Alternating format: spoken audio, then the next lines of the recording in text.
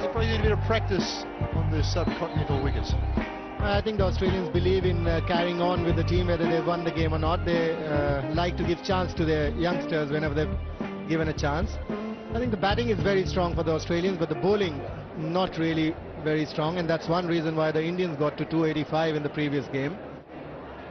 This is going to be a very important contest here. The Kiwis playing well in India. They're used to the conditions here, but the Australians have been here just a few days ago. I would say the Kiwis have an advantage over Australia today. Yes, they have been in the country for a couple of test matches and acclimatised well. Chris Nevin yet to make a century in one-day international cricket. Perhaps today will be his day, opening up with the skipper Steve Fleming, who at 204 games, quite an experienced cricketer, a very good cricketer, 34 half-centuries in one-day international cricket.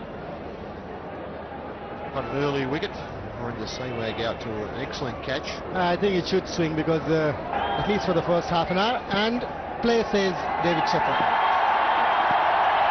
Nathan Bracken swings the first one back. And the lively Brad Hogg races in from square leg. Well, the first ball swung. Very good scene from Bracken, and just enough movement. Steve Fleming, when he won the toss, and he said to Sanjay that interesting pitch, I think was the comment. He wasn't exactly sure what would happen. And that is very close. That is out. LBW Bracken once again strikes in the very first over, swinging it back. Nevin back and across, and that looked to be palpably LBW. This is why, because the ball is going to swing early in the morning. Nevin gone for a duck, none for one, New Zealand. Lou Vincent batting at number 3 for the Black Caps.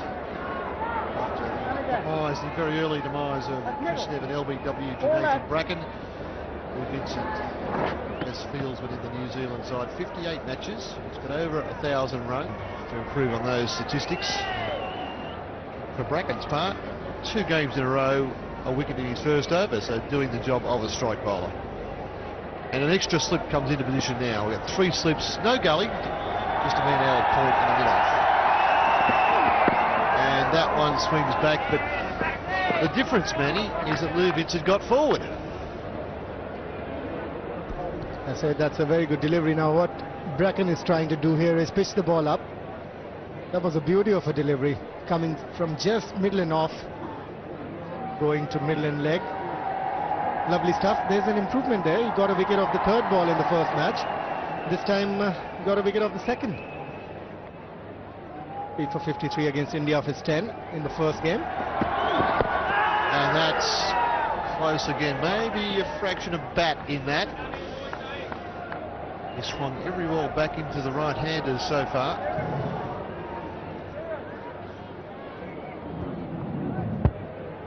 So going down the leg side so far was it moving. Just a polite inquiry by the Aussies behind the stumps. Bracken not interested.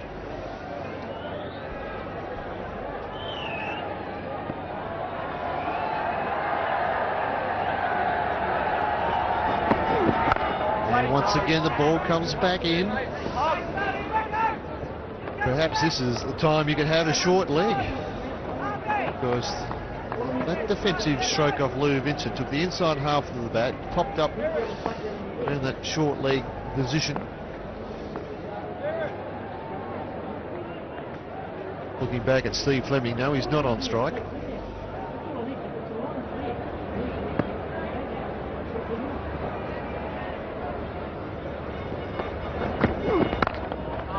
Very good opening over for Bracken. 1 for 1, New Zealand. It's the new ball, just as he did at Gwalior.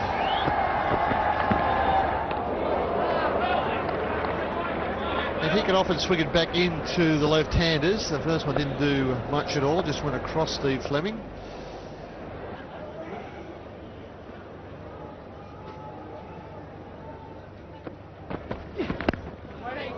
This might be 4-leg buys. Oh wait, the umpire. It is, and that one swung too far. Yeah, it's poor stuff from Brad Williams.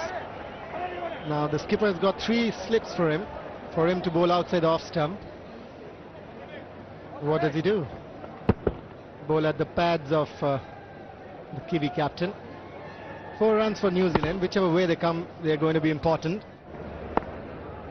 He'll have to change his line here. Bowl outside the off stump and then try and bring it into the left-hander. Fleming picks up a single because there's only 2 on the leg side. With Williams bowling, it's 6 for 1.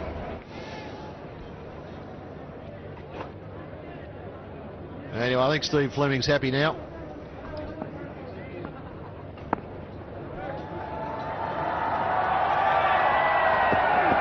And that is a great delivery. Big appeal for catch. Bracken thinks it's off the pad. He hasn't appealed. All those behind the wicket thought it was out. And now David Shepherd joins umpire Beckett. Ricky Ponting said he's caught it. Well, that's one issue. The other was whether Fleming actually hit it. Was he?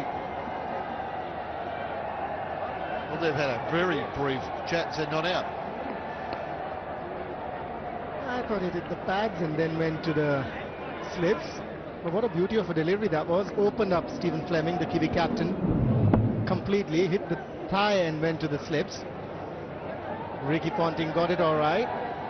But it was off the thigh. What a delivery though. The ball is really swinging and this is the time the Australians should be looking for a wicket or 2. And Fleming just nudges another good delivery into that open gap there. The batter out at this stage when the ball is swinging and seaming.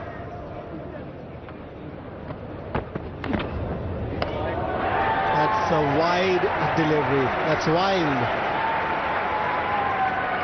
What I feel with Brad Williams is, Henry, the front shoulder. Great take. Oh, that's close. Pitched outside leg stump, but Fleming will have to be careful there. Does play a long way across. Leg byes. Brad Williams hasn't got his line right as yet. So he'll be looking to lift those numbers. And Tracy, now that should be another wide. Bit of swing. Yeah, look, I've done a bit of work with him, but Bruce Reid deserves a lot of credit for this as well. Good delivery. Bruce Reid, the former big, tall, left-handed Australian and West Australian bowler who...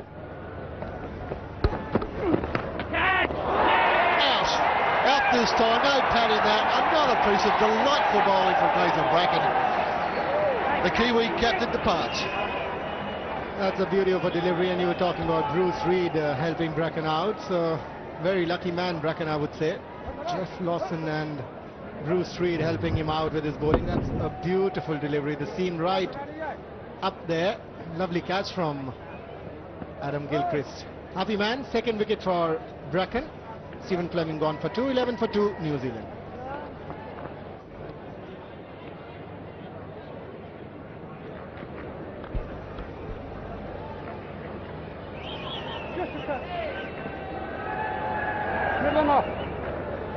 Scott Styris comes to the crease, 66 matches, so another of the Black Caps with some good experience at this level.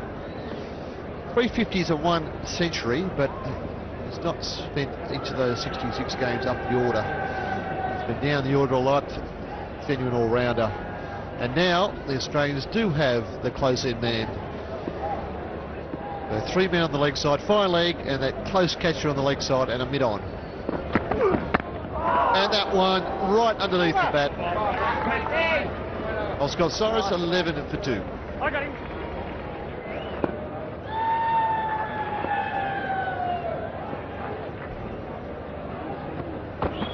And Williams a little bit, so this is straight up in the air. This could be a catch. Time Hogg.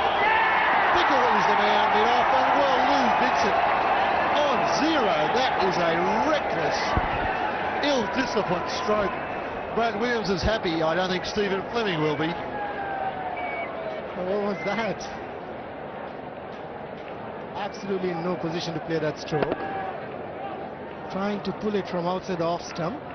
The ball came on quicker onto him. This is a lovely surface. It's nice and hard and the ball is really travelling. Third wicket for the Australians. Lou Vincent gone for a duck, 11 for 3, New Zealand.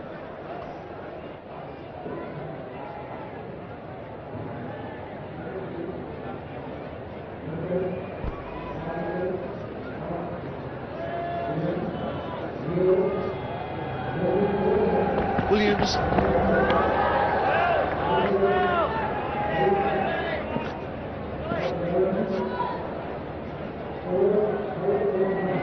have a look at this. It's a pull shot from outside off stump, and Lou Vincent, well, his first instinct is just to walk off before it's caught. Not sure if that went in the middle of Bickle's hands either. Poor stroke, it has to be said. 12 for 3 of 6.1 overs. Because one wonders whether Stephen Fleming has just blundered here in this very important game. Bit of swing for him, but Scott Styris equal to the task. Huge roar from the crowd. The first boundary. And has brought a bit of a smile to my dial, because look at it, effortless. Simple front foot push down the ground, and as easy as you like, come forward. Well, what I've been sort of just a little concerned about is just New Zealanders in terms of their technique. That's a bit shorter, but it's going to be a wide call because of the angle down the leg side. And New Zealand have had the wood on Australia in recent times. Another thing as a batsman you could do is not try and follow the delivery. Just keep that bat close to yourself. Get beaten, fine. Speed has been decent, but it's the movement today has been the key. And do that, and you get the odd straight delivery. Pick up runs. Michael Bevan goes with the left hand. Just a couple of runs, which is a surprise. Wide open spaces with a very attacking 7-2 offside field for Australia. And anything that slightly gets onto about middle and doesn't move enough. Just gone upstairs to check this. The foot, no, beautiful balance from Bevan. It's a fine fielder to be at fine leg. You think of Bevan and you think of, well, cover point, cover, dynamic player.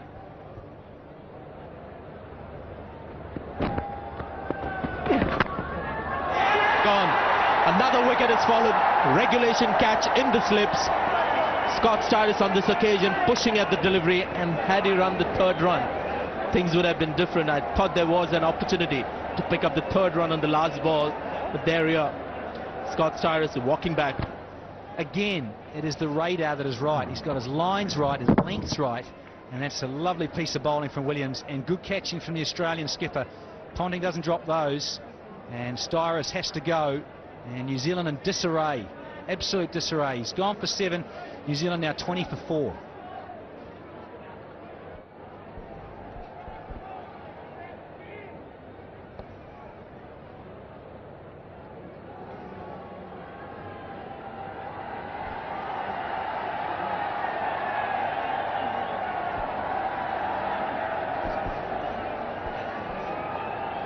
(20 for 4). Nathan Bracken continues. Macmillan gets a run and gets off the mark. And that in itself has been a task for the New Zealand batsmen to get off the mark, as Australian bowlers have ruled in this morning session. New Zealand winning the toss, deciding to bat first. Brad Williams picking up the last wicket. Didn't move. I think that ball didn't seem as one would expect, just went on straight. You can see here, very good look at how the ball hasn't done much. Scott started just going to the line. Perhaps the batsman also had decided that there's no point in just hanging around. The ball is there in your half. Try and push at it. You can see there all batsmen dismissed in the single digits, couple of them. Ducks, Lou Vincent and Chris Nevin. Nathan Bracken continues. Become a regulation. Ball beating the bat. And you're thrown there with a couple of, different shot selection. Gone. Another batsman gone. Edged and taken low by the wicketkeeper. No chance at all for the New Zealand batsman. They're struggling against an excellent line. Some seem to go with it. Nathan Bracken has been most impressive. He sure has. There is that beautiful release. But notice the way Oram, with that big wide stance of his, is cast, and then he just is on the walk. Saw some of that number bad where he played and missed a lot. He's gone for a duck. New Zealand now 21 for 5.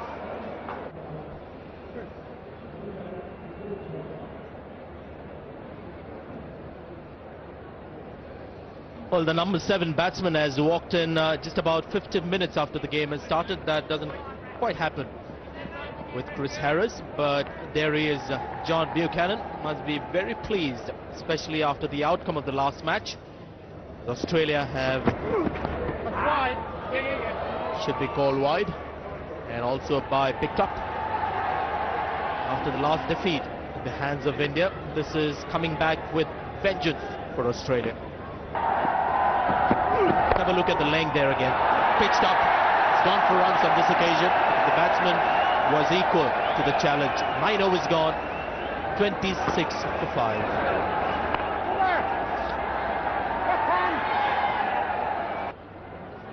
It's 3 for Bracken, 2 for Williams. Good running. And another one, is it? There's a big appeal from behind the stumps. Venkatragwan. Well, I just wonder whether he's made a decision. Took his time, it seems, Venkatragwan. The Australians were waiting for a decision to come from the umpire. And maybe the time just allowed him to either say yes or no. He went for the no. I'm just watching it live. I thought he nodded. Listen to this. Big chunk of this, and I was looking at the face of Craig McMillan, and he definitely looked rather guilty. Yes, he's got a couple of wide deliveries, and then you get a peach like this. It's absolute beauty. He's saying not out. No, he didn't think he hit it. Now one of the Aussies are absolutely gutted. 28 for 6. Look at that going through. This is beautiful bowling mixed in with some indifferent stuff, and that is always difficult for a batter to think, well, what's coming next? Well, I think what Venkatragwan did there, he didn't go by instincts. I think his instincts may have told him something else. I just got the feeling maybe the first time he thought the batsman may have hit it, he took some time for himself. There's no doubt that the batsman has edged it. There you can hear it very clearly. Sitting in your drawing rooms, you could hear it. The stump microphone allows us to have that advantage, that evidence. And a big shout from behind the stumps, but I think his first reaction may have been, well, I think he's hit it, but he wasn't sure. And that walk towards the players, towards the stumps, allowed him those precious extra seconds to come up with a definite answer, which in the end was no. But then experience tells you to take that little time for yourself. At the moment, they're just a little pensive. The slipcord and the skipper. Tell you what, if New Zealand were only 1 down, I think there'd be plenty more banter out there. As it is, the Australians well on top. So, not so concerned with the verbals. Richard Bottom Golf, it was 28 for 1 or 2. And they would be sniping away and having plenty to say. Got away with it, Craig McMillan. For how much longer? Because he doesn't go by the rules, McMillan. He has his own set of rules. 10 overs gone, 28 for 5. Great length again. You can see the batsman reluctant to get on the front foot. Beautifully bowled. Just a little tentative to get forward. It's a useful surface. It really is. It's going through consistency is the key for the bowler. The consistent lines and lengths from Bracken particularly. And the New Zealanders not coping.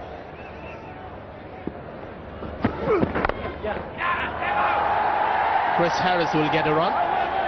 He's relying on his strength here, picking up the single, running quickly between the wickets. Now this is the time the Australian captain will be looking around and he'll be thinking, oh, should I have gone for 6 fast bowlers in the team today? And he'll be looking at anybody who can bowl some seam-ups. Doubt whether there'll be anything for the spinners in the first half. So he's got Andy Bickle, who would expect to bowl as well as these two have done. He'll hit the deck, and there is a lot in the surface for him to get that movement. Ian Harvey is another option that he has. So for the moment, New Zealand have no relief coming in the next maybe 15-20 overs, when you would expect the seamers to do all the bowling. Now look at the surface.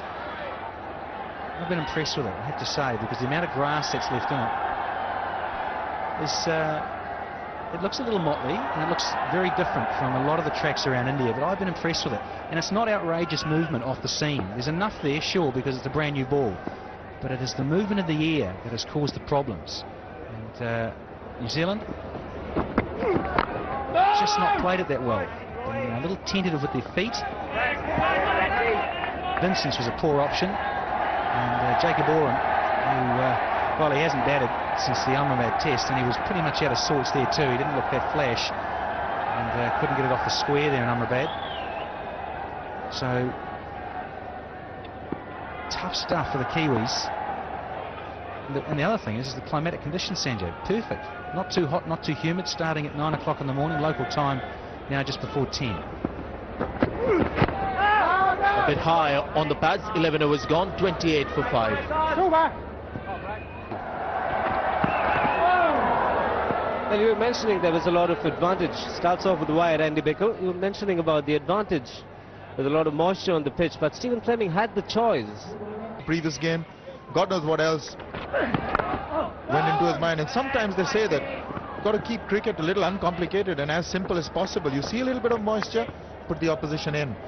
Maybe when you start thinking too much, you could end up, a little confused. Very, very concerned, Stephen Fleming. But the Australians have made full use of the conditions so far. Well, this has become something that's very, very evident all morning, going past the bat. But if you look at the dismissals, Arun, Chris Nevin was out to a good delivery, but then the rest of them were quite tentative and feeling for the ball just outside the line of off stump. Especially Lou Vincent played a terrible shot.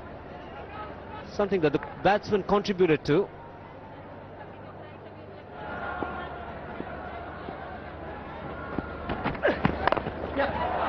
That's a good shot. That should get 4. Marginally short, and the angle was there for Chris Harris. But the last time these two teams played was 7 years back in India, and this is the man who got 130, Chris Harris, and that's a great shot. Really testing conditions for the batsman. The ball not coming on and seaming around a bit. But they look at this partnership building up to a score of respectability.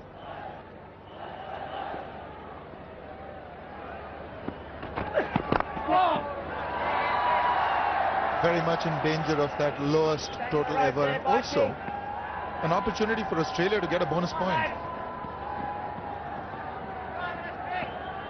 We were talking about it on the way to the ground that if the Black Caps, the New Zealanders, managed to win this one,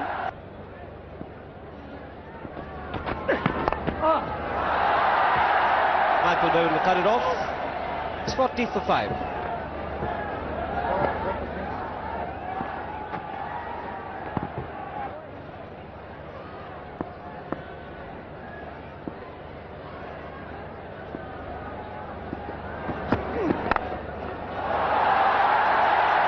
Nicely played. Has he got enough bat on it? Yes, he has. So Macmillan will hold the key for this.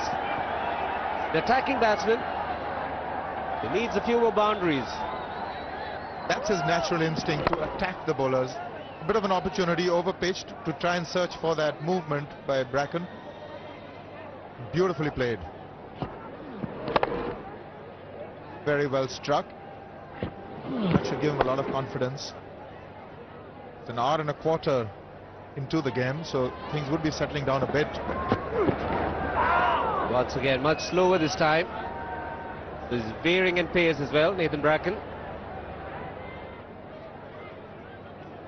Macmillan trying to unsettle him a bit. I think he just let out his intentions that fraction early. Bracken shortening the length of his delivery. He had time enough to do that. But again, there's a little bit of two-pacedness in this pitch because there's grass. Gone over the top. It's in the air. The clear is mid off by a long way. Good running between the wickets.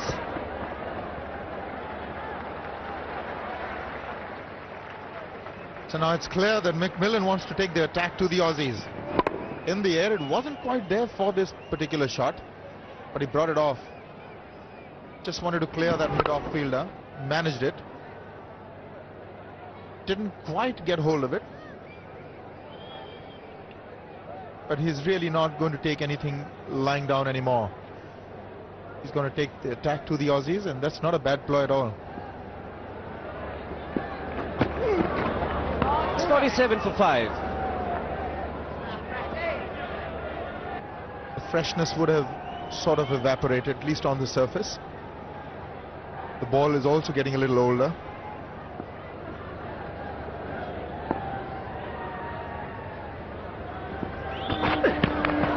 Edged and dropped. Did it carry? I think it did. Matthew Hayden was the man.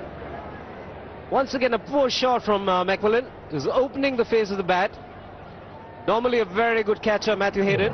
Good seam position from McGill. Just a hint of movement away. Well, dear, oh dear, that was touch and go. He had to dive forward. Always difficult for a tall man, but was catchable by international standards. And by the high standards that the Australians set themselves. His fingers were pointing down. Now, they expect catches to come at least knee-high in Australia, as they do. But here in India, you've got to manage to stay down, and you've got to keep your fingers as close to the ground as possible and try and get your fingers from underneath the ball. Hayden was just too late on this one. Take a look. His fingers are pointing down. There's no chance of taking that. You've got to be a lot lower than that if you want to hold these catches, which is what happens in India. Well, he poked at that, McMillan, but not hard enough for the ball to carry. Bickle will be a disappointed man.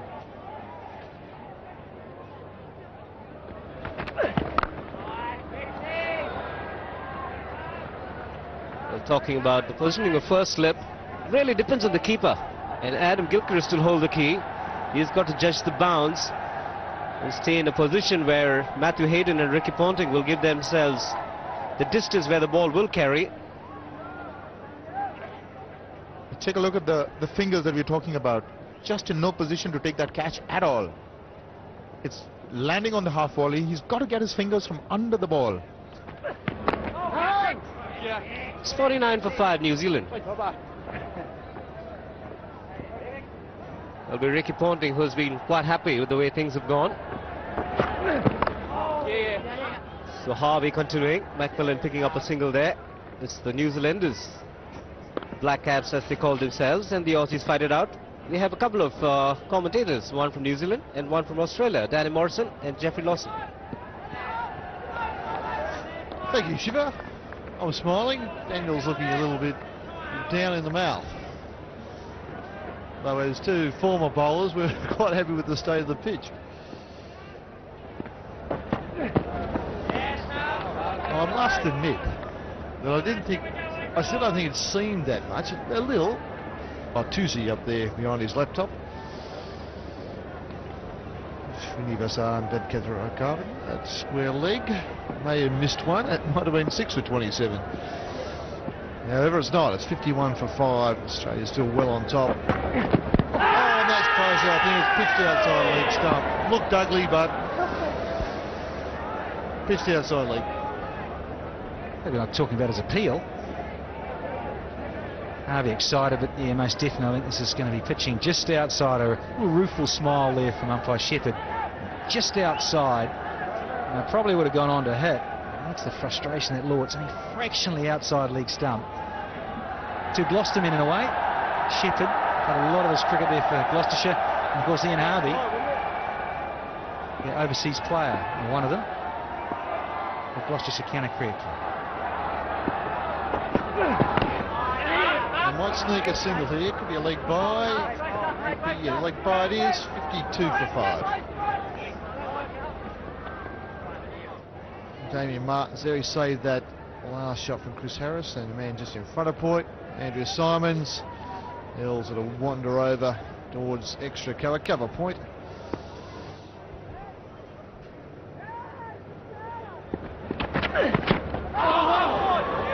Well, how did that get through? Chris Harris doesn't know. It's going to be a marvellous time in international cricket, Andy Bickle. Last sort of 18, 24 months. There's that shot on the walk again. I saw that with Oram's dismissal. Harris too, not getting into a solid base to strike from. That's been the problem for the New Zealanders. They just a little bit of technical issues with their feet. Same thing with arguably the ball doing a little bit, as we know it does in the first 10 overs of its life. See, they're just apprehensive because of the scoreboard and the pressure that's on them. Henry, I mentioned these two digging New Zealand holes they have, and Harris is the master of that, there's no doubt about it. There's a net up, Harry, and just go out and smash like you do in the nets. Just like that. Right out of the screws, ends the over, 20 overs gone, 56 for 5.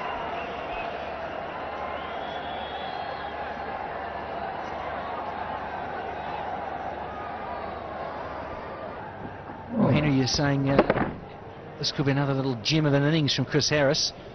From a New Zealand perspective, you'd hope so, but I think also from the crowd.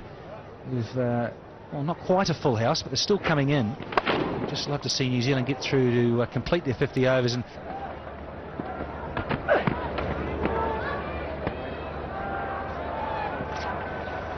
just a wide to rub it in. Capacity of around 20,000, so it's not a huge ground. They've come in, and there's another one. It'll have to be. The arms outstretched. Venkat, busy ball at the moment. Those extras. Well, they've just jumped up to 22. Top score.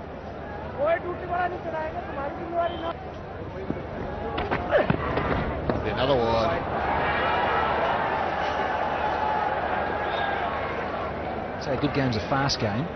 I thought that was going to happen today, an early finish, but at the moment, this could be a long old day. I think he needs to bowl one across the seam now. It's just swinging too far, hasn't got a lot of control. Is it the www, the internet address, www. What are you going to say about your WWF wrestling? You been enjoying that? I will confess I did watch 30 seconds last night before I found the remote control. Oh, that's better. That is a ripper. McMillan acknowledges that. That has really just taken off. And good effort ball. And you got it a bit straighter. It's the seam. That was a good thing. It's been upright, and when he whacked it in, Gilchrist above the head. And you don't see that very often. We get some consistent grass covers. We get some pitches where the ball does come on and bounce rather than come on and keep low. Oh, and that was on target. McMillan plays it well. Sometimes hard to bat in these circumstances. The ball's being bowled all over the shop. You're not getting a good look at it or a good swing at it. India can make surfaces like that if they chose to, and leave the grass roots in it and have that binding and that hardness that's going to be there anyway. And so looking down our stump cam, it sort of looks a bit motley and a bit average, but it's actually a good looking surface. Yeah, it's a bit brown. There is a few green tinges to it. And that was on target again. So a couple of good balls from Bickle amongst a number of average ones. But yes, if you get that even grass cover, I still don't think this is that poor a pitch. I think it's a good wicket. And looks reasonably good here. Reasonable grass cover. We'll get to an area shortly. There's a couple of barer spots. That's in the air, and it'll just drop short of deep backward square leg. Evidence there of the ball coming on, going through at good pace, and McMillan playing a nice stroke. A bit of bottom hand involved, quite a bit, but it's the size of the boundary here in Fridabad.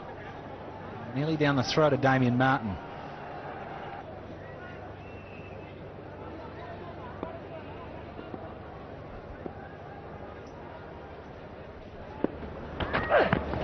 And almost a play miss. 5 for 64. The field's changed a bit with Harvey, who's just bowling medium pace. Slips, who's standing wide, and then the big gap to the backward point, not really a gully, and then a cover point, extra cover mid-off. So plenty in that circle on the offside when Harvey's trying to bowl that line, and Andy Martin's there who does that work. So it's 6 on the offside, and the circle quite crowded there. 3 on the leg, and just as we speak, the man goes out the deep backward square leg. Was just keeping umpire Venkats and company. Bradley Hogg has been sent out to the fence, perhaps for that flick off the McMillan toes that we saw in the last Bickle over. In the air, just raising Ian Harvey's hopes for a fraction of a second.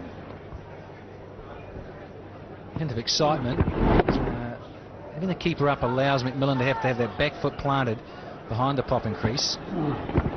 This allows Harvey to get into that nice nagging little length that he loves to be around, just honing in there, just short of a good length. And with the opposition on the ropes, attacking fielders in close and at gully and things. Field changes though for Harris. And no slip with Chris Harris facing Harvey, and 5 inside the circle. That's close. Ian Harvey thinks so. David Shipperd doesn't.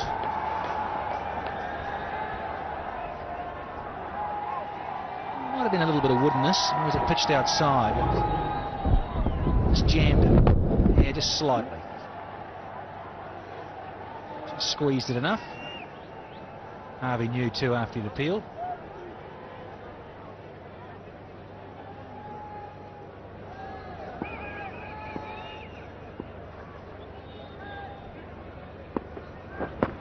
Nice pass, great area. 65 for 5. Right hand.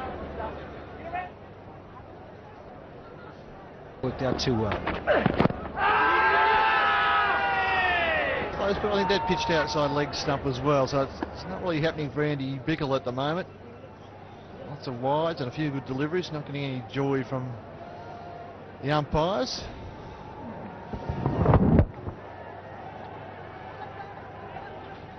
Just pitching a bit close to leg stump to take the benefit of the doubt away from the batsman. Straightened up a bit.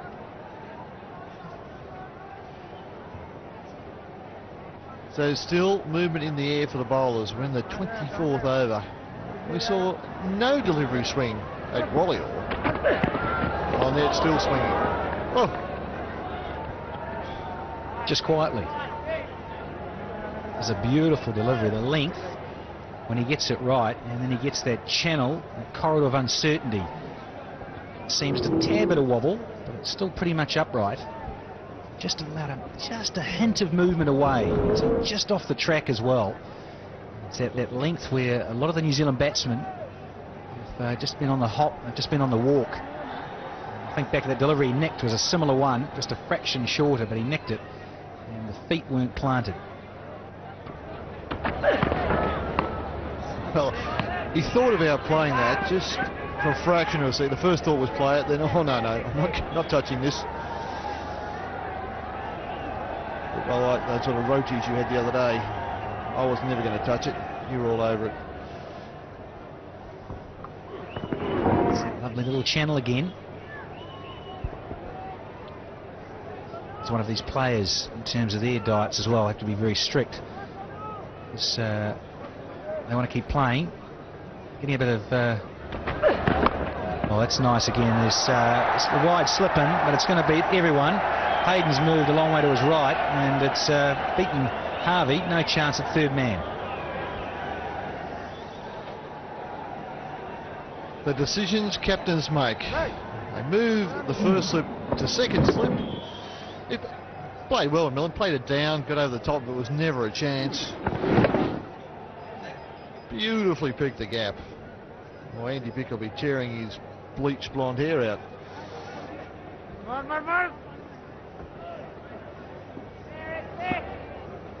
These two chipping away. It's the 50 partnership between McMillan and Harris. Oh, and this is nipped back as well, outside off. 71 for 5.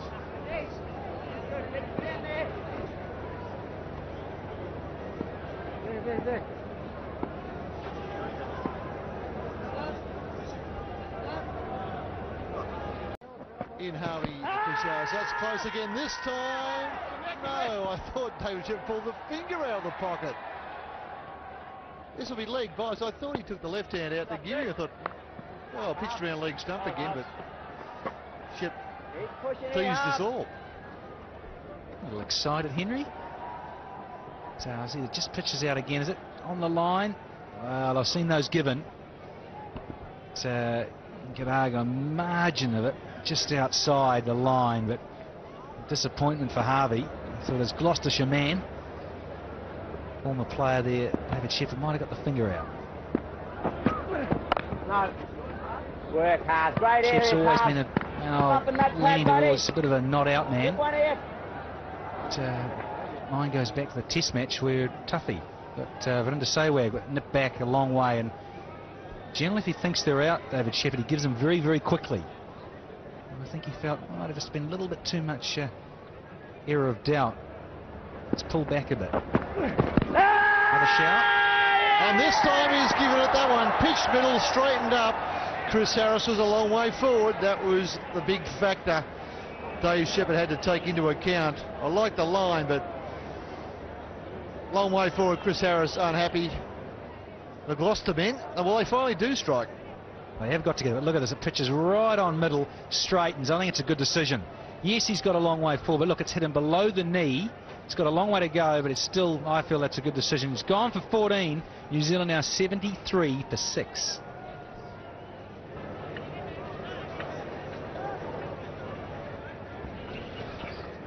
Brendan McCullum, the new man in, the wicketkeeper for the Black Caps, and you've got a couple of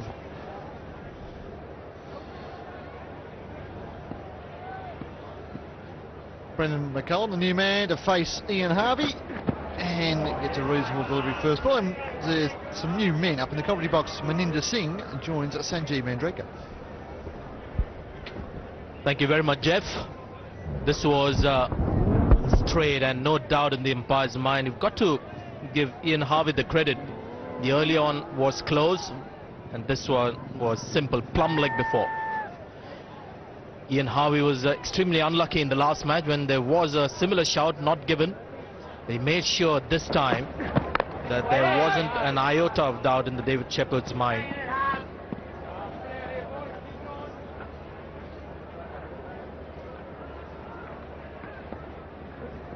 So very rare in India, especially in one-day cricket, where you find the batsman in trouble and also the umpires under some pressure in this morning session. A lot of appeals and some given, some not given.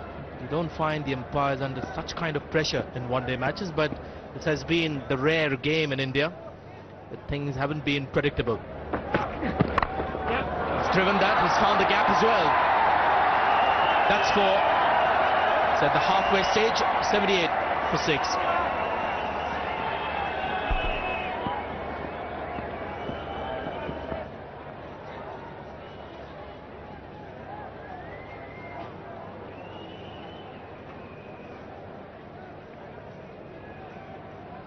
Want them to do well.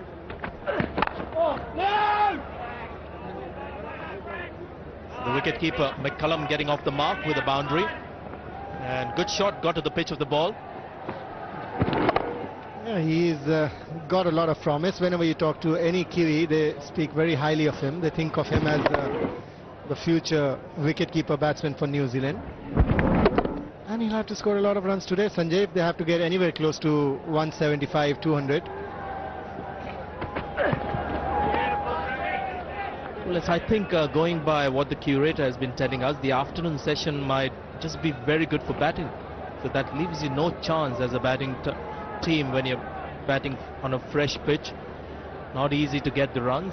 And if you even got 170, as you mentioned, you're expected to chase that quite comfortably here in Faridabad, unless this pitch is a lot fresher than some of the earlier pitches that we've seen in international matches. One has to just wait and see whether the sun will dry this pitch out. Oh, that's given. McMillan not quite happy, looking back at the umpire. That one really looked straight to me, but one has to see whether it was just sliding down leg side. But Venkatragun on this occasion raising the finger. So second time not lucky, McMillan. Well, that was a bad shot from McMillan. Playing it across, and if he's not played it, he is right there. It was missing off, it was missing leg, but it was hitting the centre. So that's the end of McMillan, 24, 77 for 7 New Zealand. Daniel Vettori, the new man, quite capable of defending this kind of bowling. Sure about the shot making. The 7th wicket to fall was McMillan. Been there for a long time. No chance there. I don't know what he was objecting to really. He was right in front there. No doubt in the umpire's mind. Perfect decision there. Very happy Andy Bickle. Australia right on top. The point that you made earlier perhaps could be the only reason that he showed slight dissent. Ball coming back to Vettori. Was there a bit of inside edge onto the pads? Didn't look quite like it. The slow motion. And Nathan Bracken picking up a wicket in his first over, 3 for 21. Brad Williams supported him ably, 2 for 13. Bickle a little disappointing to start with. Seems to have found his rhythm, the line and length. Yes, 14 overs from the opening pair. 34 runs, just 34 runs and 5 wickets. That's what's put Australia on top. Not quite the control as some of the other bowlers. Andy Bickle, and that's been one disappointing aspect of the Australian innings. It's been Bickle. He hasn't been immaculate as you would like your bowler to be, and the extra is now 27.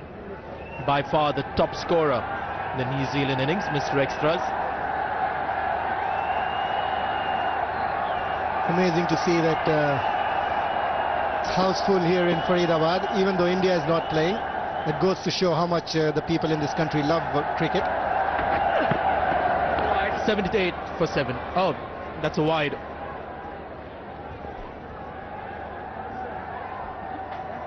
.79 now for 7. There is some help for the seamers in the surface, Sanjay, and what happens sometimes, the bowlers do get carried away, and that's what I'm seeing. So Brad Williams trying to bowl too quick because the pitch is nice and hard and it's got a bit of grass on it. That's exactly what Andy Bickle is trying to do as well.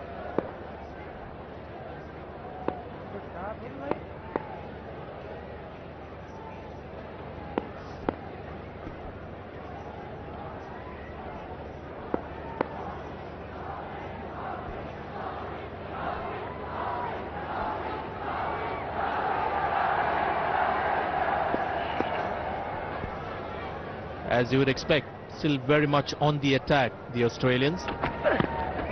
Left alone. Venkat has a good look at it, 79 for 7.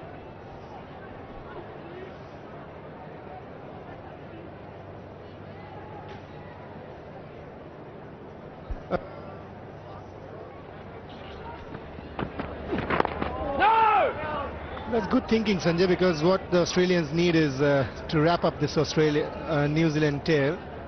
So he's brought on his main bowlers.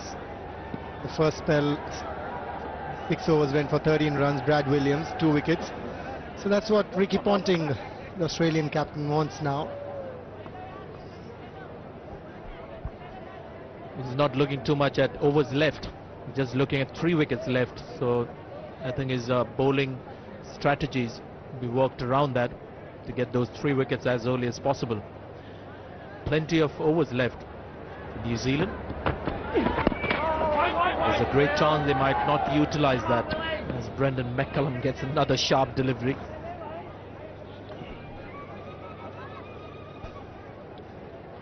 Sanjay, the way McCullum stands, I feel that the ball coming into him, he'll always have trouble. He's too stiff on his stance. Would have been a good idea to get Bracken on, because Bracken really bowled well. He pitched the ball up, swung the ball into the right-handers. This is the bat closes, and he's too stiff to adjust to that incoming delivery. Anything moving away, he's not going to have any problem, but anything that comes in, he always looks in some kind of bother. You're quite right, very stiff stance, and the accent on is really to remain side on. That's perhaps his effort as he's looking to face the ball. A lot of coaches would advise you to slightly open out so that you become a lot more free to play on the onside. You can see they're right at the top. Plenty of problem for New Zealand. The extras 28 has been a great help. He's gone for the pull shot, and has he taken a catch here? Well, there are a few fielders out there surprised. But the fact of the matter is another Kiwi batsman has been dismissed. Damien Martyn taking a good catch at square leg. And another batsman heading towards the pavilion. Just can't believe my eyes, Sanjay. That was hit like a bullet. What a great catch, Damien Martyn. It was dipping on him. Just sucked it. Brendan McCullum gone for 5, 80 for 8, New Zealand.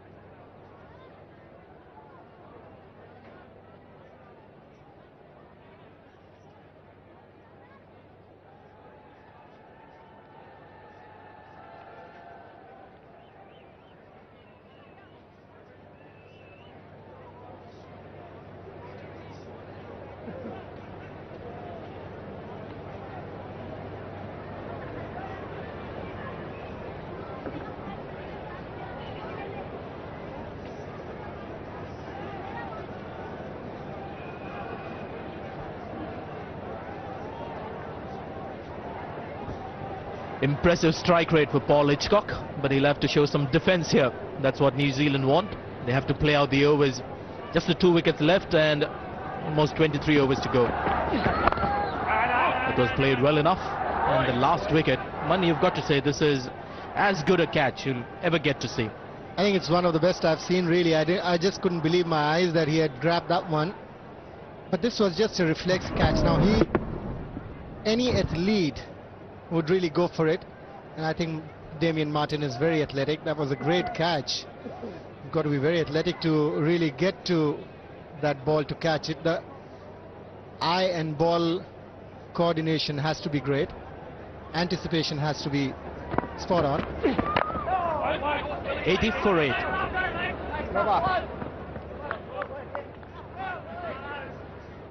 Ian Harvey continues.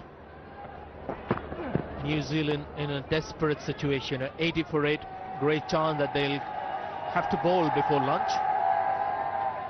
Damien Martyn just took a blinder there at square leg, and we've been raving about that catch and real time. Just unbelievable. And that's why there were quite a few players on the field stunned. The bowler, for one, didn't realize that he had just picked up a wicket. Now that's bad first, and it's given. That's a very good decision. There was a bit of bat on it, in fact plenty of bat, but that was after the ball hit the pads. So again Ian Harvey on the mark, and a familiar side by now. Another Kiwi batsman walking back dejected. What a delivery that is. It's pitching it at the right spot, middle and off. No way, no chance for Vettori there. Vettori gone for a duck, 80 for 9, New Zealand.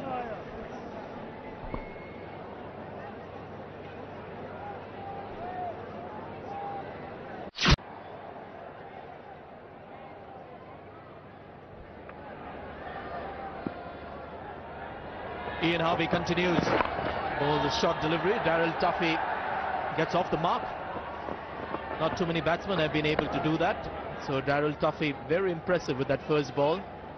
And we were talking about lack of swing in the last match. Plenty of swing in this match. This is a typical outswinger shaping in to the left-hander, plumb in front. And after the ball hit the pad, he went on to hit the bat. David Shepherd doing a good job. Good decision, Sanjay, because normally the umpires just show you the bat that the batsman has played the ball. This is very good. He knew that the ball had hit the pad first and it was hitting the stumps. But what's happened to Ian Harvey's here? Has he put his finger in a socket?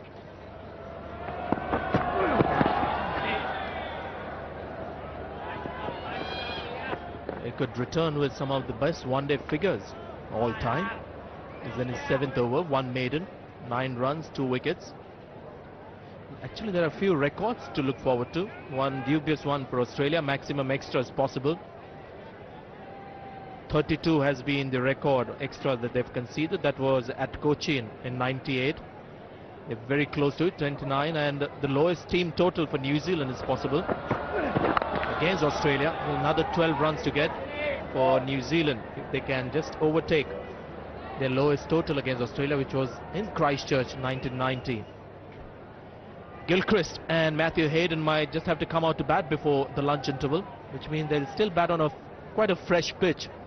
That 45 minutes in between the 2 innings can be a help to batsmen, so you never know, the ball might seam around for them as well.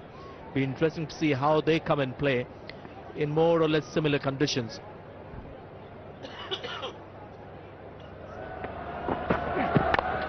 (82 for 9).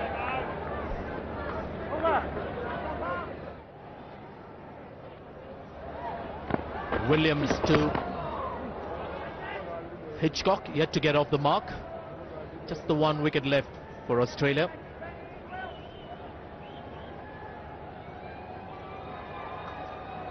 And Bickle 1 for 29. Ian Harvey 2 for 9 of his 7.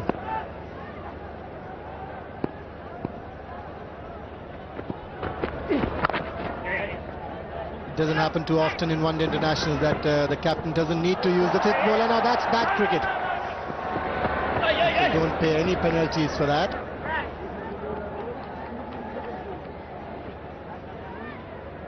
So Hitchcock off the mark as well. Almost got a 2nd run. Nathan Bracken attempting a direct hit. Wicket keeper and then the fielder at point trying to get behind it.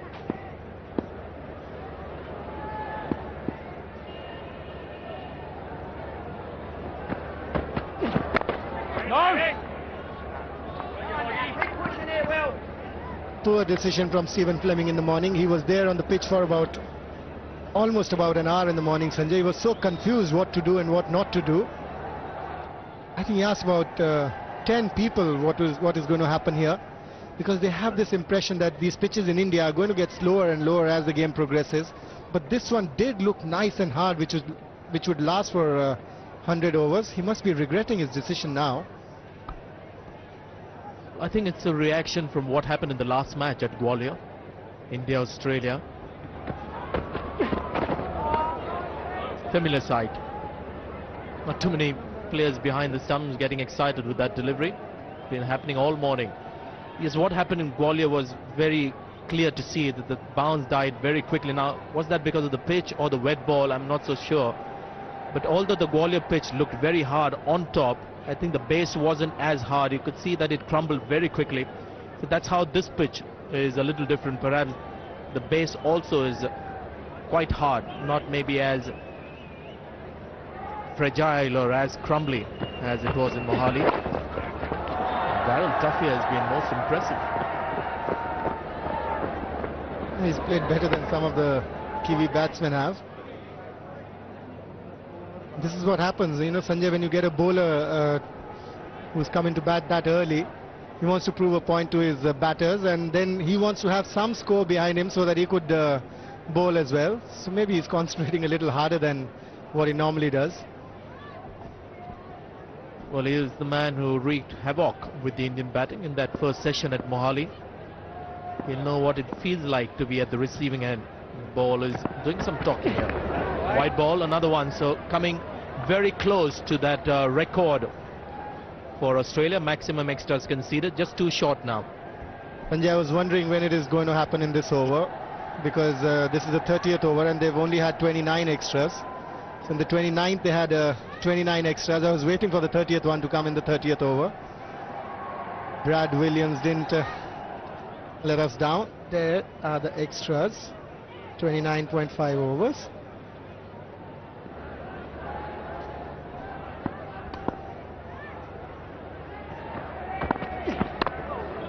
Smartly played, 85 for 9.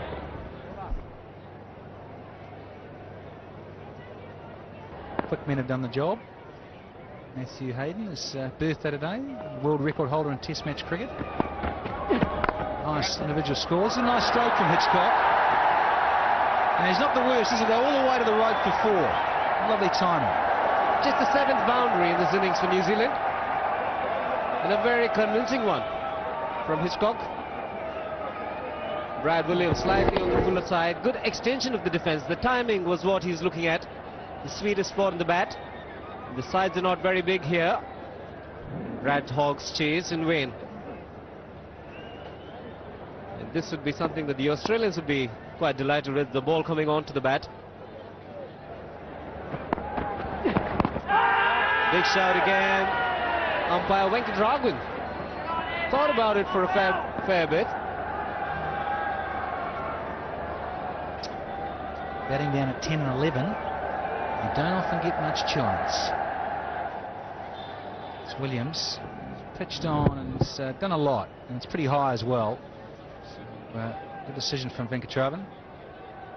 Just popped back from Australia. Nice little stint there for the 2 Test matches. There, Perth, Western Australia, and then across to lovely old Sydney. It's officiating there with New Zealand's Brent Bowden. It's our 2nd Test. It's been plenty of appealing this morning. The umpires have been tested, but they've reacted pretty well. Must be quite jet-lagged, Srinivas Venkatraghavan. Pretty strict umpire he is, appeared under his captaincy. Does have a lot to say when he's on the field of play. Geez, you're that old. Yes, I am.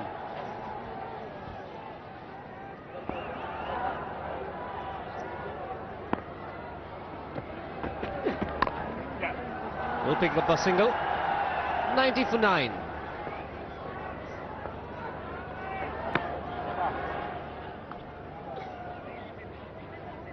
He's got the ball to swing, and it won't surprise me if he keeps on swinging.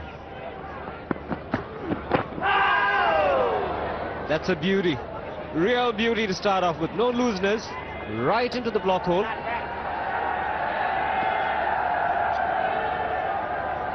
Just the ability to bring it back.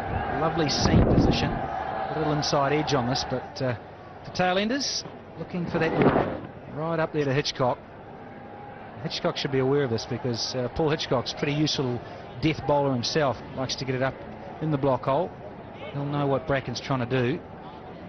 The question is, can he keep it out?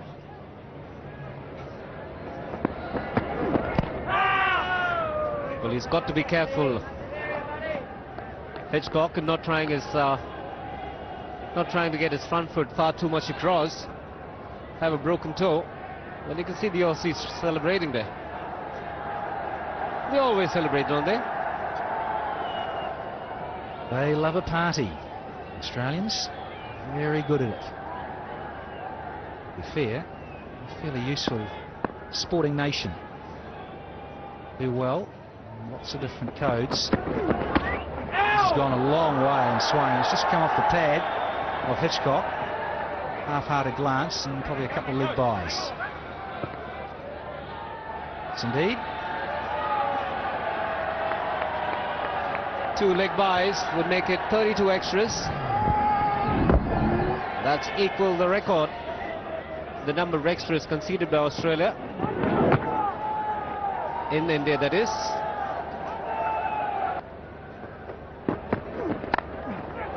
This is smashed through the offside. Hitchcock once again. Doesn't look like a bowler, looks like an all-rounder to me. Well, I said he's not the worst with the blade. To get some useful runs in New Zealand domestic one-day cricket. He's got a few shots in him, especially through that offside. Loves to drive, free the hands. It's a treat. Great shot that, but is that a clue you've given away, Danny? Good batsman in one-day cricket. Needs to be peppered up with a short ball, maybe.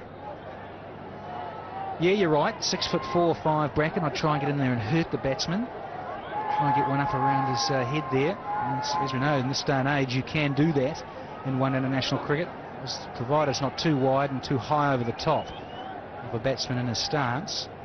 So this cricket ball, okay, it's almost 33 overs old. Just one ball off that. He's a big man. But think about it.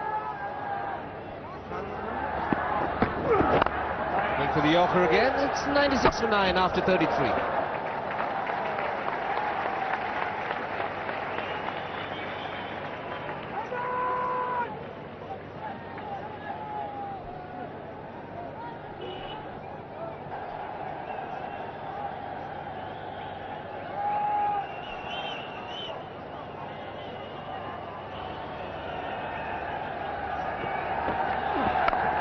Brad Williams in his last over. It's been pretty impressive too.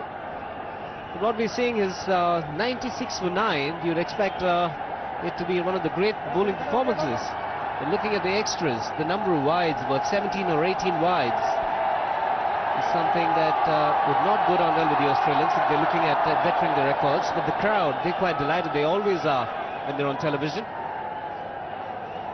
Great crowd in today. There's a full house here in front of the ad.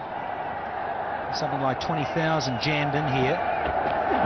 Not a big ground, but making the most of this Wednesday morning.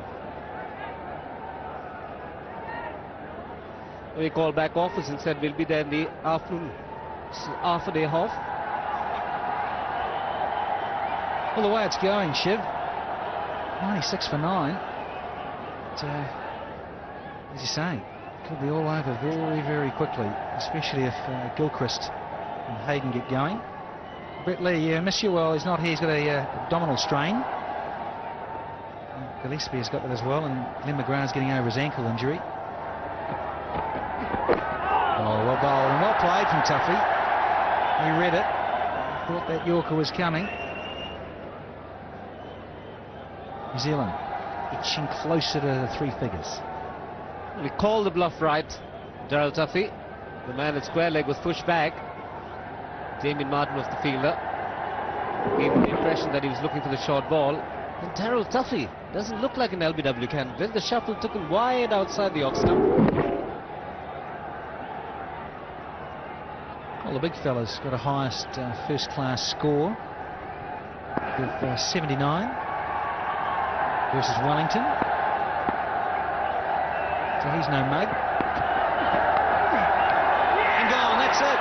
It's all over. New Zealand are not going to make that 100. And Hitchcock is the man to go.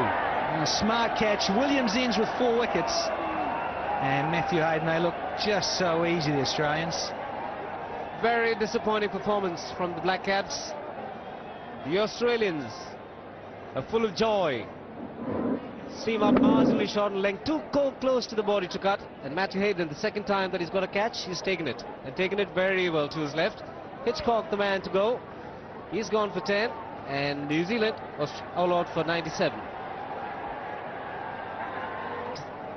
And nothing going the Black Caps' way, the New Zealanders. But these Australians, they'll now play them a good chance of getting a bonus point, which they very much would like to have. Big disappointment. Look at those very small scores. 0-2, 0-7. 3 players getting the double figures.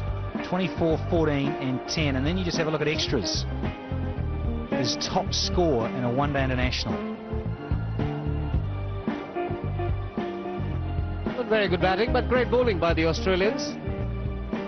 Well, Nathan Bracken got them off to a brilliant start, and good support by Brad Williams. Brad Williams being the most successful. And then a wicket for Andy Bickle and Ian Harvey. Economical and very effective. No bowling for Brad Hogg. Not required today. So 98 to win for the Australians of 50 overs at 1.96. Got to take wickets, as you say, Shiv. Got to knock over the opposition, and preferably have Australia the same as New Zealand were, 20 for 5, something like that. Something dramatic has to happen like that for New Zealand to work a miracle. They certainly need to make a match of this. And these two are dynamic batsmen out in the middle. And Gilchrist, well, any bowler wouldn't like bowling to him. 5,500 runs in one-day internationals at a strike rate of 91.9. This fellow's been having an electric time of it in the longer version of the game, coming off 380 at Perth and 100 in Sydney versus Zimbabwe. Birthday boy, strike rate there of pretty much 77, so he goes along at a fair clip as well. Daryl Tuffy, can he get a wicket in his first over?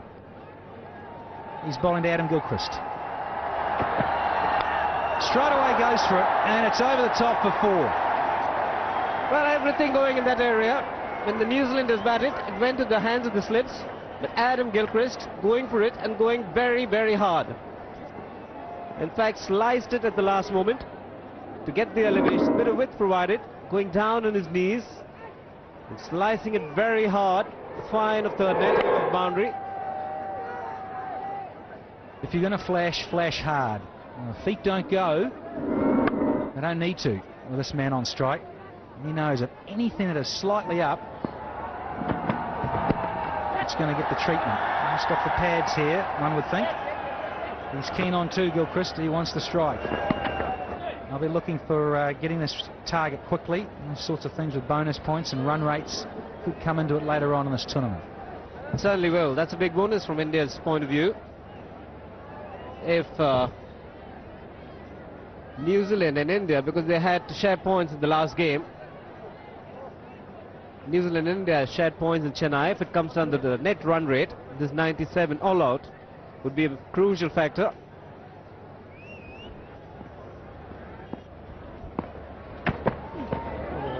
It's just gone a little bit off the seam. Important thing for Tuffy here, has to get the radar right early. It's the seam and release, it's pretty useful. That's that length there. Keep the batsman interested. 3 slips, no gully. Playing with those big bucket hands of his. We're hoping something comes his way. Economy, well, that's fairly reasonable at this level. Best of 4 for 24. Oh, straight into this as well. Don't bother running. Hayden doesn't. No seam movement for Daryl Tuffy. And had a touch of arrogance about this shot from Adam Gilchrist.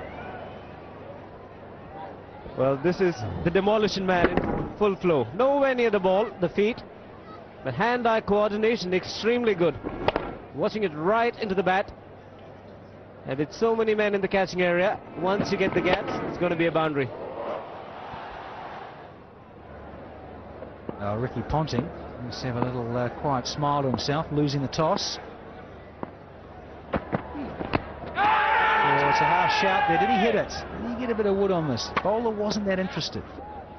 And so was the umpire. Here from the stump mic, there was a big inside edge. Hit the back pad, but there was an inside edge. Umpire Venkatraghavan getting it right.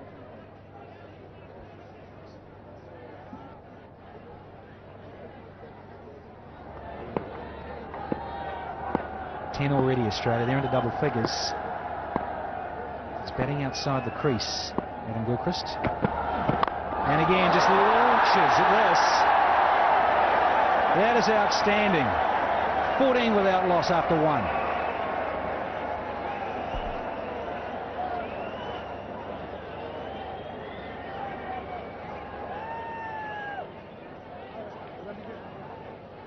And you're also about to listen to Sanjay Mandrake and Jeff Wilson.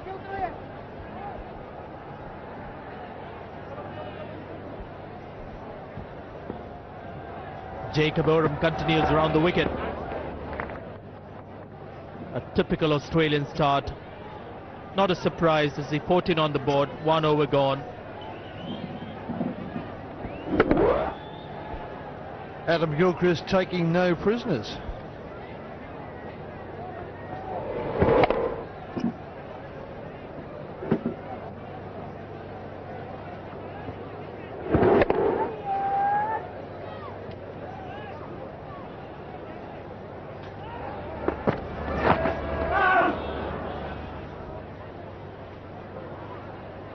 Well, in the last match against India, he was the man who got a flying start for Australia. Matthew Hayden was a little measured, willing to take risk at any stage of the game. You're looking at just about another 25 minutes of batting for Australia before the lunch break. Doesn't matter to the man. Relies on instincts and a lot of self-confidence, which is also promoted by the Australians. That's how they like Adam Gilchrist to play, and it makes it easier.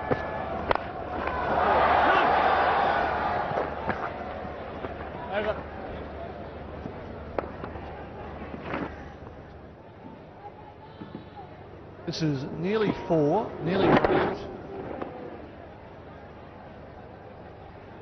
Well fielded. Big Jake Oram does well to get a hand on that.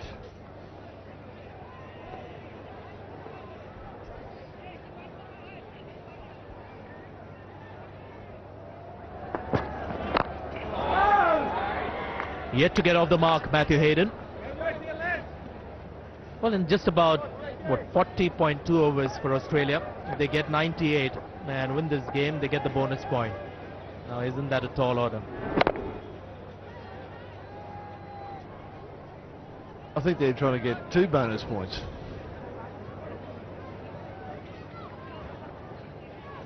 Border national select, they'll be happy. John Buchanan, the coach, will be happy.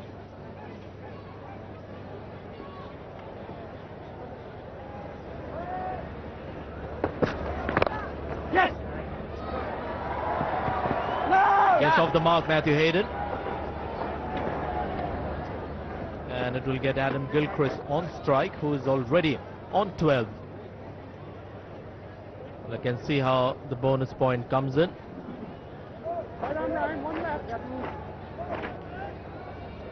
End up getting 6 points if you win with the bonus point. Without the bonus point, it's 5. And that's what India have, really. 1 win without a bonus point and a rain abandoned match.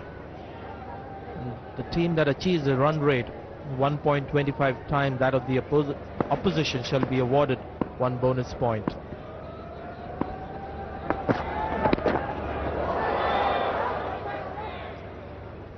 So generally it's 40 overs. 15 for no wicket.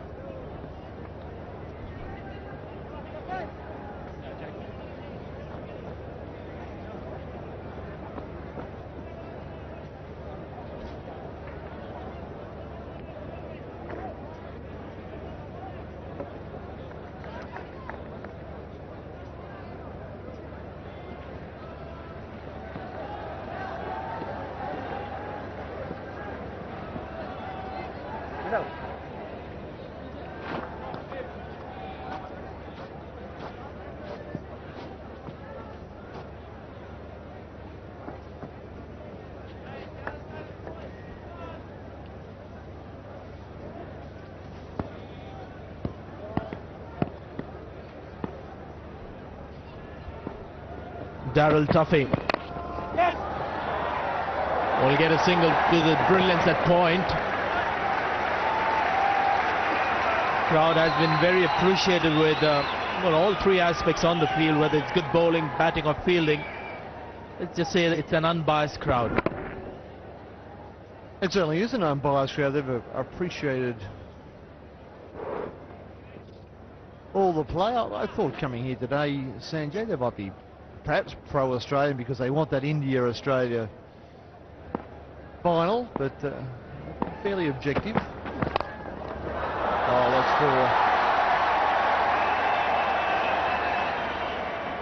4. Pick the bones out of that.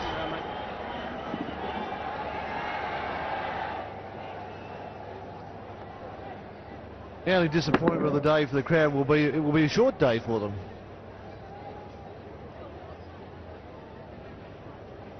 I just spotted attendance this morning that the crowd was looking to back up New Zealand, and that's perhaps because they were here earlier and they knew more New Zealand players than the Australians. But now they're backing the team that's in a winning position. So they've changed sides. Was there a bit of inside edge? Ken looking to go after it was Adam Gilchrist. He must have an early hit-off time at the local golf course.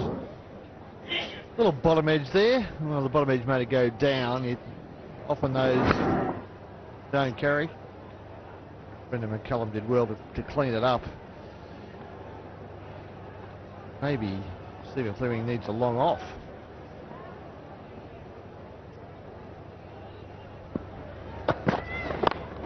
Oh, what a shot that is. He's gone with the angle. And I think he's just gone over the rope. David Shepherd has just helped Venkatragun make that decision. And it's something that I'm sure must have been going on in his mind. Adam Gilchrist, bowler coming round the wicket, said to himself, anything on middle stump, and I'm going to go over the top of mid-wicket.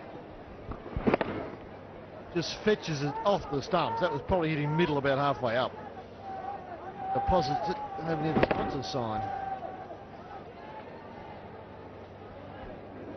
Very hard man to bowl to.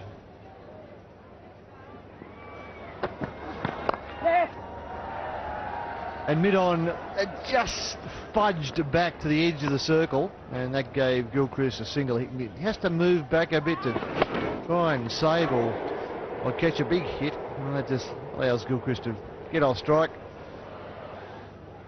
That's the first 6 of the match. 22 of 10 balls, or 23 of 11 balls now.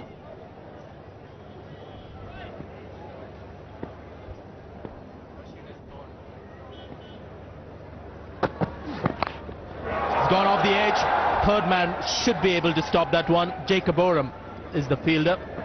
28 for no wicket.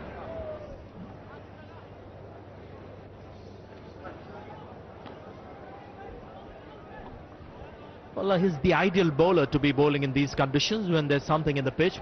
We know that. Watch him in the test match at Mohali. Just the comfort level, just not right for him. Had it been close to 175, 200, Darryl Tuffy would have been something to handle for the Australians. But not here, and they've just put on 97 on the board.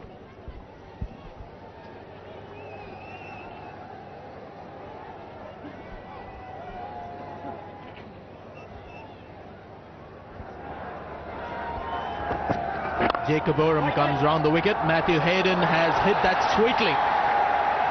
It's just a push, but it's come from the middle of the bat, and there's that bulk, or the hulk of Matthew Hayden behind the bat, getting 4. Yes, it's both the hulk and the bulk. Matt, the bat, just leans on this. That's just a little dab. Look at the backlift here. Gets it up high, but doesn't follow through very far. And, oof. Very intimidating to bowl to, on both of these men, but Hayden, because he's so strong down the ground, I can't believe they'll let one go. Well, Jeff, we hear about the Australians setting their own standards and new standards for other teams to achieve. I just wonder whether they're trying to finish this one before lunch. Set a new standard of chasing. Oh, quite possibly. I don't think Ricky really needs to chew the nails. There's not a lot of pressure on at the moment. And very little pressure on your batting side anyway when you're chasing less than 100. Well, that's another 4, I think. Looked like the inner half of the bat, but it still races away for 4. Gee. Well, you'll watch in the action replay. It's a mistimed shot. A mistimed 4. And that's in front of the pitch. That doesn't happen often. You can see that the bat just turning in his hand. He's looking to play much straighter. This will give you a very good idea. But that's still good enough. And I think to be fair to the bowlers, this ground is much bigger than the boundary ropes that we have here. There's a good 6-7 yards after the boundary ropes. Again off the edge. There should be a few administrators or groundsmen more compassionate towards bowlers. Get the boundary rope further close to the fence. You can see there's plenty of space between the fence and the rope.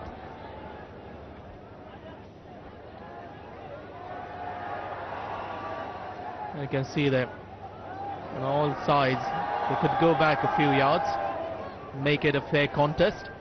But then I think most of us in India are cricket fans.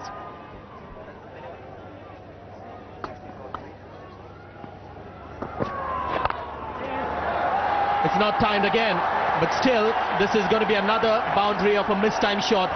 There you are.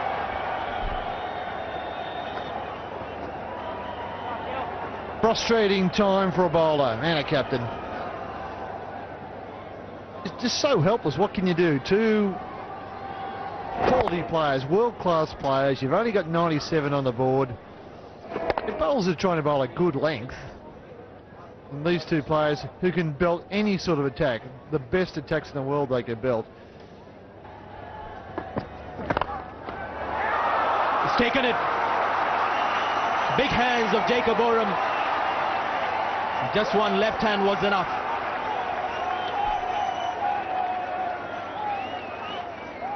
Well, some consolation for the big man. This is a super catch. I think Gilchrist gets all of it, but plenty. I think it's surprised Big Jake had stuck in there. Well done. The Kiwis has something to take home. 47 for 1.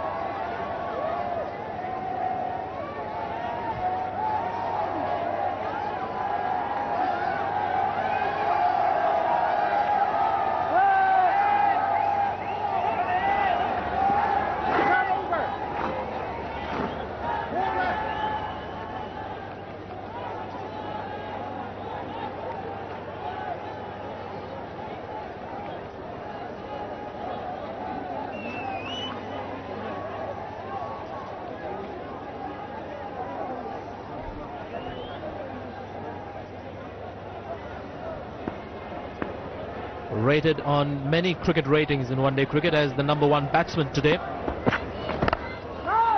Ricky Ponting. Very curious dismissal in the last match when he fell to Anil Kumble. This is another similar delivery that's just held up. Jacob Oram is keeping it short of length and hitting on the up. And yes, it is a good left hand coming in the direction of the ball. Can't quite say that it caught it. You've got to get that hand close to the ball for such things to happen. Well, he bats left-handed, so that was probably a plus for him. Still, very good snare. That's close. Very close. Well, you can see David Shepherd had the explanation immediately, hit outside.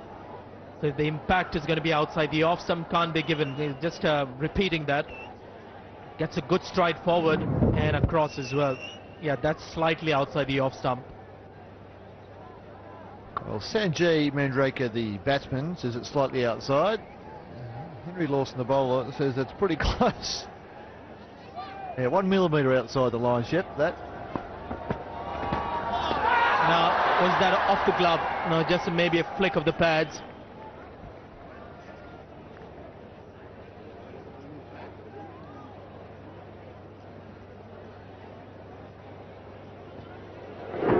Bit of bounce, bit of seam, doesn't catch much on the way through. Those behind the wicket not interested, it just brushes the bat. side. Big Jake's keen, and they're not so keen.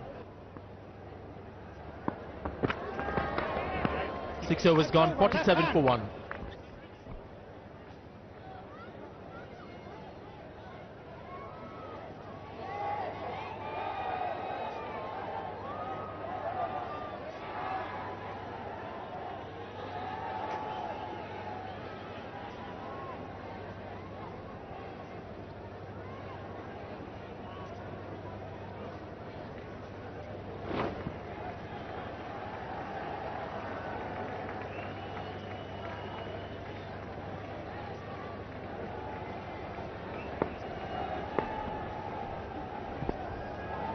Darryl Tuffy to Matthew Hayden. That's sweetly timed, perhaps his best shot of the innings. And brings up the 50 for Australia. Another 47 needed to win with 5 minutes to go for lunch. I think we'll be here after lunch. Nothing complicated about the Hayden technique. Get forward, good bat swing.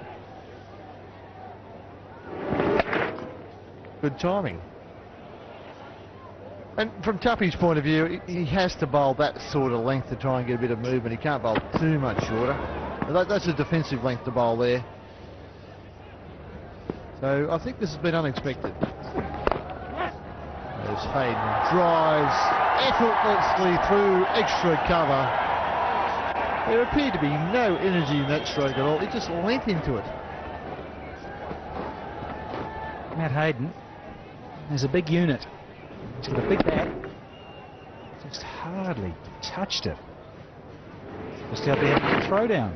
There you go, a little check punch into the covers. Thanks very much, Paul Hitchcock. It's all a bit like an open wicket practice. Didn't look like a half volley either, with a respectable delivery. About that length. This one's a little wider. Covers back on the edge of the circle, and they scoot through for a single. But we did see a lot of swing this morning, and I think that more than anything probably surprised Steve Fleming. It'll be interesting to catch his comments post-match.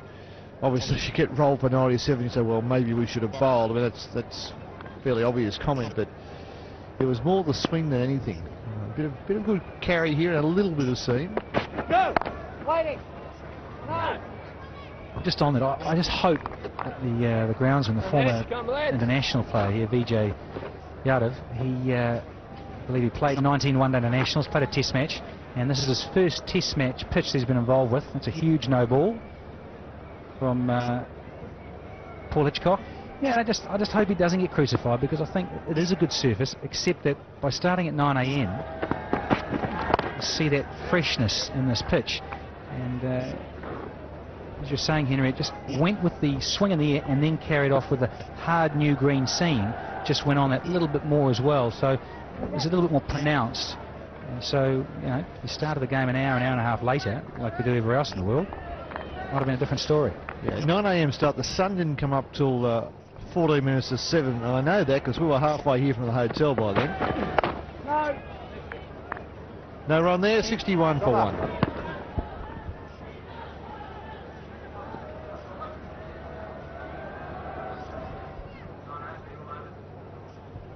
Nice and cooling.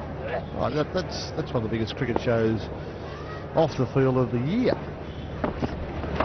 Yes! Oh, Hayden makes some room for himself outside. Oh, stop. But Potting doesn't want to.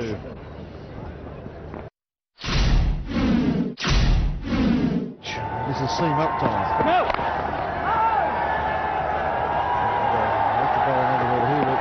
It's fine bowling all the changes of pace and a little bit of rotation left and right, but this has been a seam up pitch. Come in, try to swing it, hit the deck, try to seam it, get a bit of extra bounce. There's been more Oram to Potting, and he gets that on leg stump and can't put it away. Well, they're picking out the fieldsman at the moment, and he's had a very successful run as captain. Win ratio around the 75% mark, and the individual record is also outstanding. 1400s in one-day cricket is quite good going.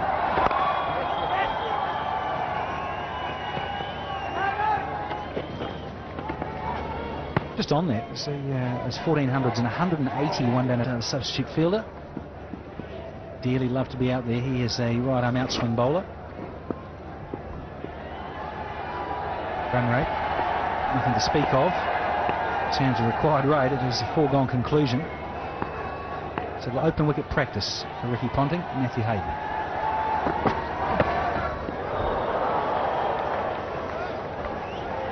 Oh, he's practicing his one-wood. Well, we think Ponting's just taking his time to get a hit in the middle, and you rarely get the luxury of that in a one-day game to take your time, but that's wide and bouncing. Perhaps he watched Adam Gilchrist getting out in Gwalior and thought he'd try and match it. And that was what we would describe as a filthy slog.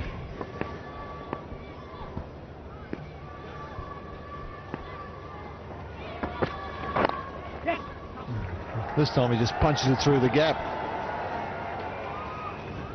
Chris Nevin's got the work to do out there, and they get it fairly easy too. Just looking at that previous shot in slow-mo, he had that big swing. You're on about the one-wood, Henry. I imagine it hit that quite well as too. Oof, let's give it a big lick. Straight down the fairway for a long way.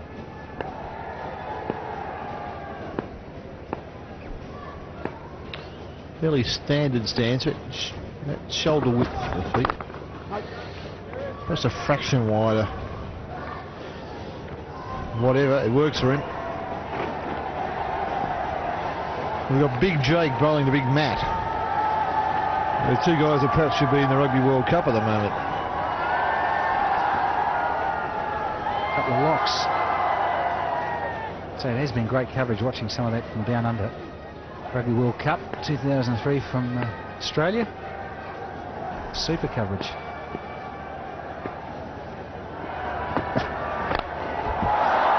This time he has gone, and is it going to carry? Yes. Well, that was perhaps the 3-wood rather than the driver. Still got there. Or even a sandwich. Man, he's just, well, he's just checked it and stopped. He said, well, oh, okay. And then just a little gentle follow through on this one. But hit it just where he wanted to. Nice and straight for 6.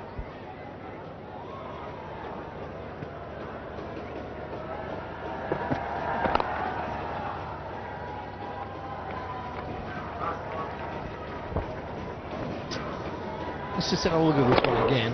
This takes a stride forward. He knows it's in the middle of the fairway. So look at it. That is such a simple movement, isn't it? Just a simple movement. 3/4 of stride forward. Bat swing comes straight. Just beautifully timed.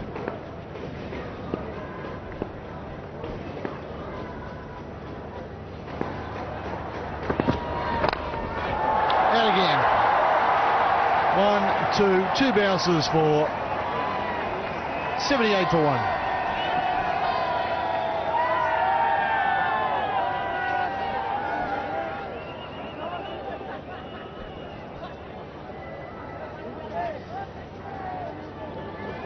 Hayden 39 off 45 balls, Ponting 3 off 23. And perhaps the skipper just said, can you just slow down a bit? I need a hit. Gilchrist was in somewhat of a hurry as well.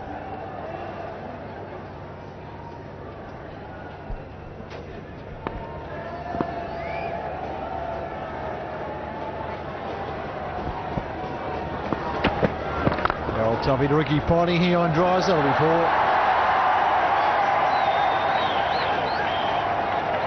Well, the runs are coming in a torrent at the moment. Just going through the motions here. Final few nails in the Kiwi coffin. It's simple as the execution as Hayden was in the previous over. Nice and clean. Ricky Ponting will be enjoying this little bit of time out in the middle.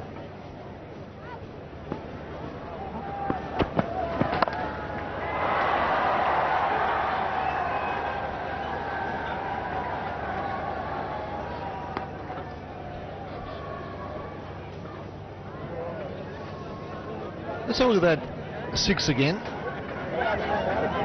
Jake Gurum went to duck. And then he was fortunate it was a high ball. Not much you can do as a bowler in those circumstances. It was a length ball, rolled in the right spot, but Hayden premeditated the shot.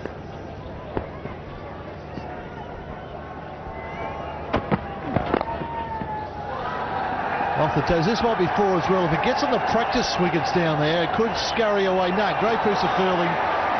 Chris Nevins the man again. Does well to hold them free. Good effort from the wee fella from Wellington. Christopher Nevin. Full length. No problems there. Saving a couple of runs there. Very good effort.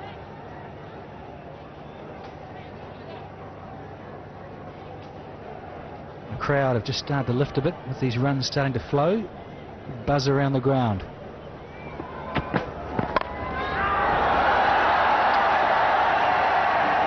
They are flying. Gorgeous cover drive from Ponting.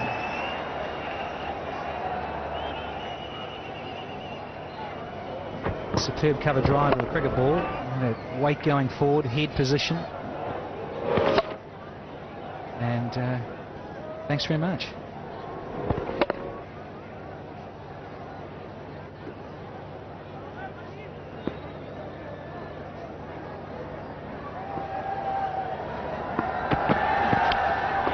Oh, that's an edge and gone. That one did move off the seam. Tuffy gets some revenge. And the big bowler will like that. He's been pasted this over. He's come back to get rid of the Aussie captain. Gets his man, Daryl Tuffy. Just a little ambitious, this one from skipper Ponting. It was a good length, and it moved away a little bit off the deck and bounced and left him. So gone for a dozen. It is 90 for 2.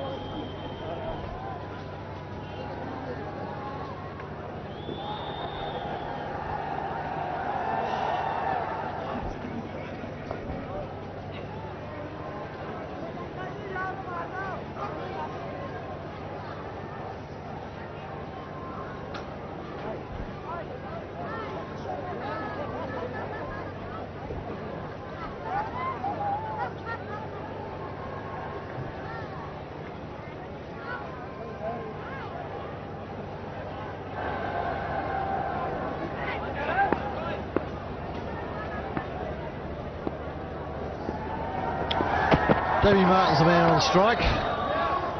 Faced the last ball of Daryl Tuffy 6th over. He has 6 overs, 1 for 46. Australia are 90 for 2.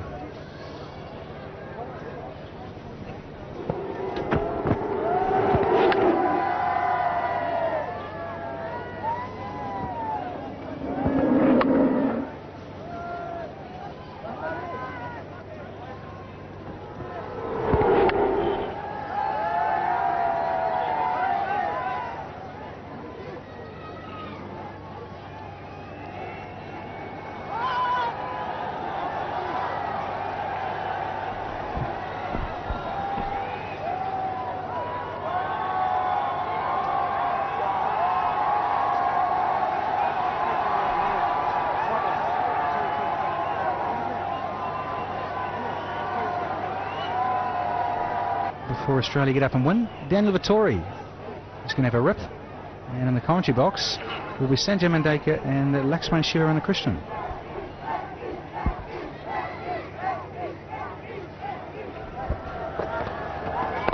Immediately after the expiry of the 15 overs, when the fielding restrictions apply, New Zealand have gone to their strike spinner, Daniel Vittori.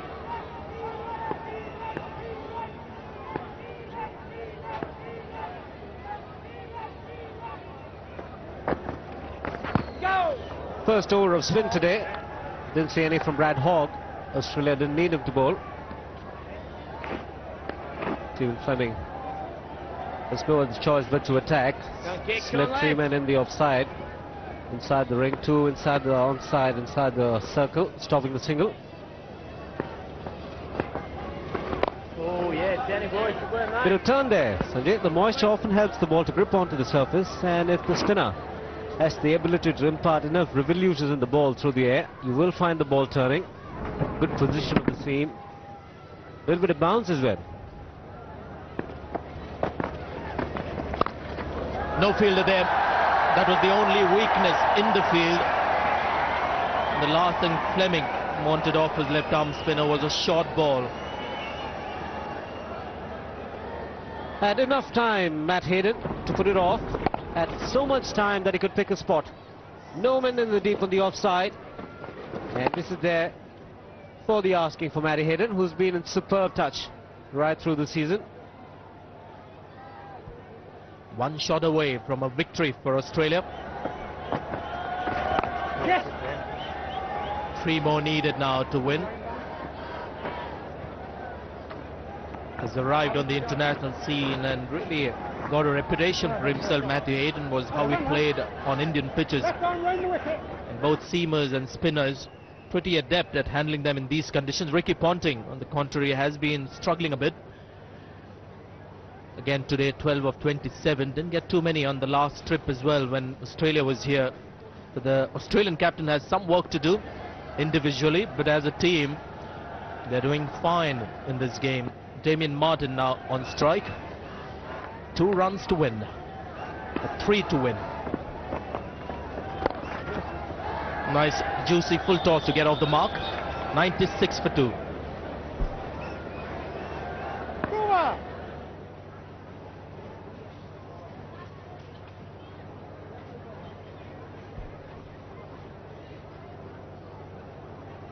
That's the kind of game that they're looking at today, especially after having lost to India. This is a very important win.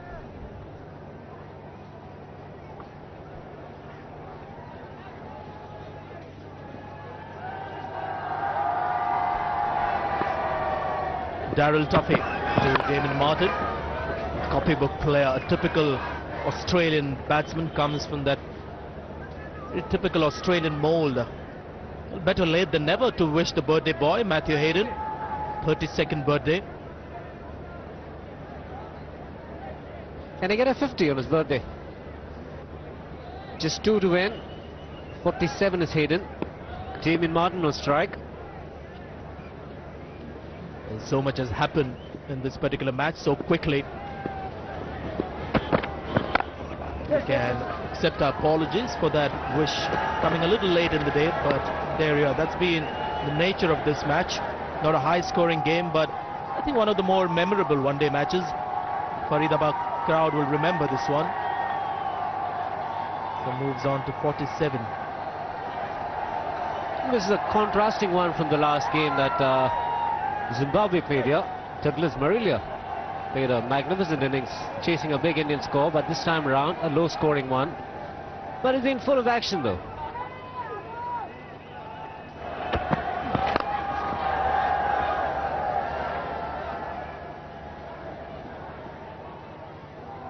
Well, like Danny Morrison was mentioning earlier, not somebody who really goes after the bowling, Matty Hayden, in one-day games. He does so in test matches when there are more attacking fielders around the bat. But here, batting on 47 of 52 balls, lets Adam Gilchrist do the domination, plays himself in and likes to carry on. So 1 run to win.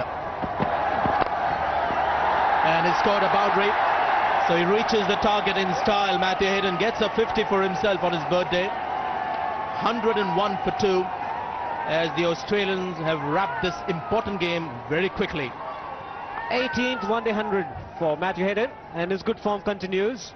Joy in the Australian camp. They win with a bonus point.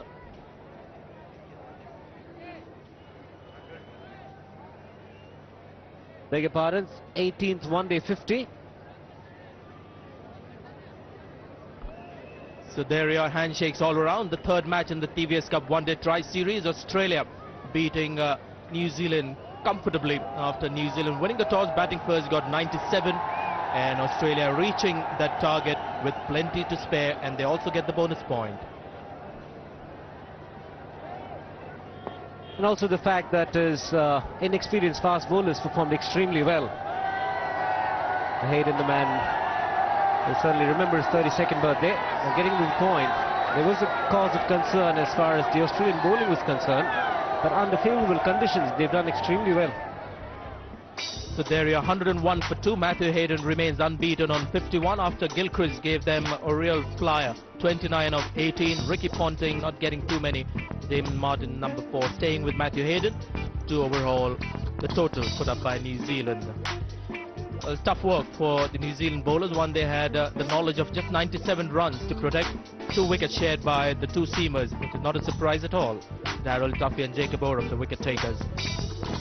The match summary: New Zealand 97, one of the lowest totals that they've got in one-day cricket.